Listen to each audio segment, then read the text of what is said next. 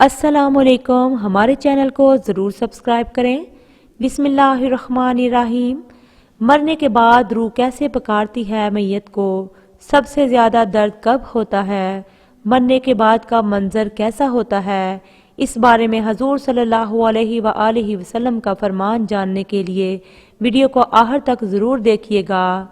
حضرت زیاد سے روایت ہے، نبی کریم صلی اللہ علیہ وآلہ وسلم نے فرمایا کہ میت پر سب سے زیادہ سخت حالت اس وقت ہوتی ہے جبکہ غسل دینے والا اس کو نہلانے کے لیے آتا ہے، اس کی انگلی سے انگوٹھی اتارتا ہے، جسم سے لباس اتارتا ہے، سر سے امامہ جدا کرتا ہے، اس کی روح بے چین ہو کر فریاد کرتی ہے، جس کی آواز جن و انس کے سوا سب سنتے ہیں اور کہتی ہے، اے نہلانے والے، تجھ کو خدا کی قسم میرے کپڑے بہت نرمی سے اتارو، کیونکہ ملک الموت کے پنجے کی تکلیف سے مجھے پوری طور پر ابھی آرام نہیں ملا۔ پھر جب اس کو تختے پر لٹا کر اس پر پانی ڈالا جاتا ہے تو روح چلاتی ہے، اسے اے نہلانے والے، خدا کے واسطے میرے جسم کو قوت سے ہاتھ نہ لگا، کیونکہ وہ جان کنی کی سختی سے زخمی اور چور چور ہو رہا ہے۔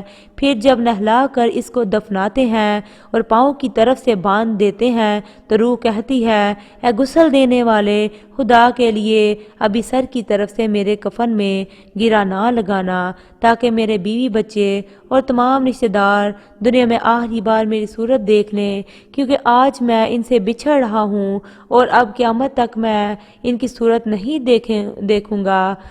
پھر جب اس کا جنازہ تیار کر کے گھر سے باہر نکالا جاتا ہے تو روح پکارتی ہے، اے جنازہ اٹھانے والو، خدا کے واسطے ابھی جلدی نہ کرنا، تاکہ میں اپنے بال بچوں اور عزیز و اقارب سے رخصت ہو لوں۔ اے جنازہ اٹھانے والو، میں اپنی اولاد کو آج یتیم اور بیوی کو بیوہ چھوڑے جا رہا ہوں، خدا کے لیے میرے بعد ان کو تکلیف نہ دینا۔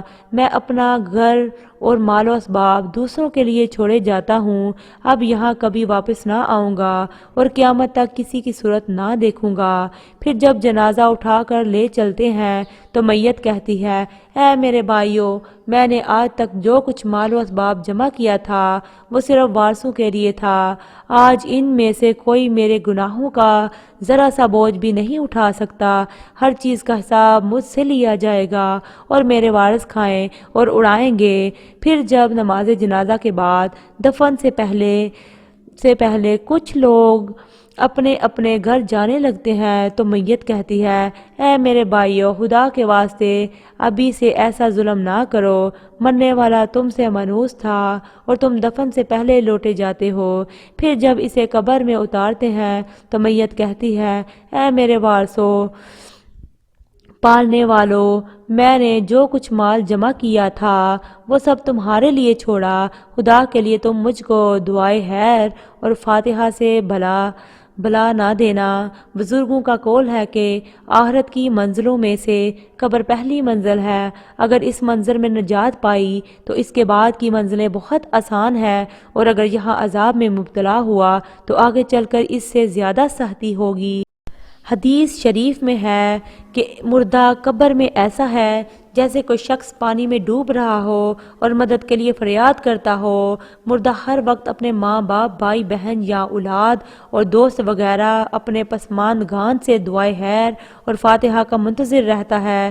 جب اس کو اس کی پسماندگان کی طرف سے کوئی تحفہ ثواب پہنچتا ہے تو وہ اس کے لیے تمام دنیا اور جو کچھ دنیا میں ہے اسے محبوب و مرغوب ہوتا ہے، اور اللہ تعالیٰ اس کے رشتہ داروں کی دعائے خیر کے ثواب کو قبرستان والوں پر پہاڑوں کے برابر داخل فرماتا ہے۔ موت ایک دروازہ ہے جس میں سب لوگوں نے داخل ہونا ہے۔ حضرت عثمان رضی اللہ عنہ جب کسی قبر پر جاتے تو اتنا روتے کہ ان کی داڑھی آنسوں سے تر ہو جاتی۔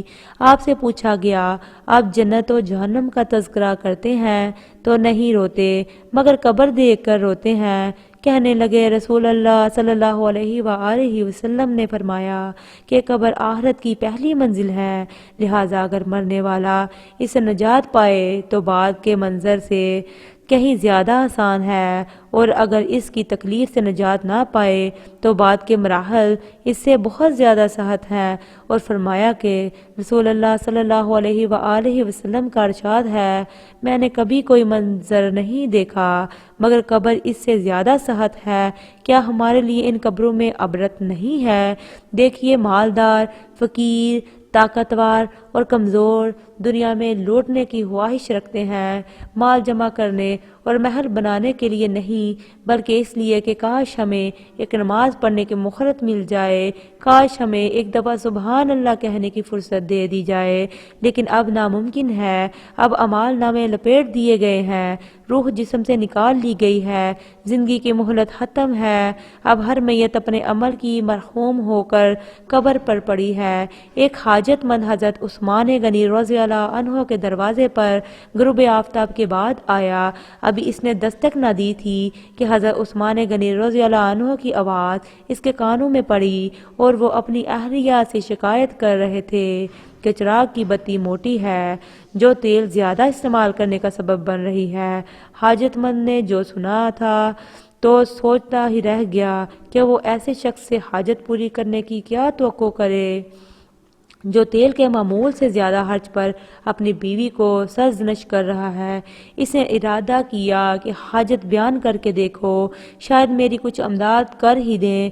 دستک سن کر حضرت عثمان غنی رضی اللہ عنہ باہر آئے۔ حاجت مند نے اپنی حاجت بیان کی اور لہجے میں زیادہ زور دیتے ہوئے کہا کہ ضرورت کچھ زیادہ ہی ہے۔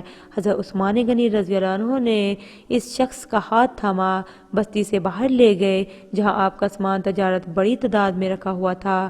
فرمایا، یہ سب تیری نظر ہے، کیا اس سے تمہاری ضرورت پوری ہو جائے گی؟ وہ شخص حیران ہکا بکا دیکھتا رہ گیا۔ چنانچہ اس نے عرض کیا، حضرت یہ سب کچھ میری ضرورت سے زیادہ ہے۔ امیر المومنین نے فرمایا، مجھے خوشی ہے کہ یہ تمہاری ضرورت سے کم نہیں۔ اس شخص نے کہا، اے حضرت ایک بات بتائیے، چراغ کی بتی قدر موٹی ہو جانے پر آپ اپنی بیوی محترمہ کو سرزنش کر رہے تھے، حالانکہ چراغ اس قدر روشنی رکھنے میں شاید صرف 1 درہم کا تیل استعمال نہ ہوتا، وہ تو آپ کو گوارا نہ ہوا، اور یہاں ہزاروں کا سامان مجھے بلا تحمل دے رہے ہیں۔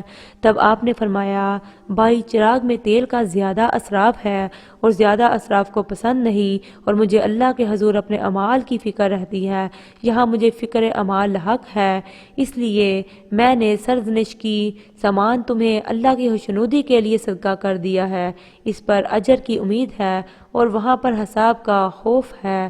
اللہ تعالی ہم سب کو دین کی سمجھ نصیب فرمائے اور ہمارا خاتمہ ایمان پر فرمائے، آمین۔ ناظرین، کمنٹ باکس میں ایک بار اللہ کا نام ضرور لکھیں اور میرے چینل کو ضرور سبسکرائب کریں۔ اللہ حافظ۔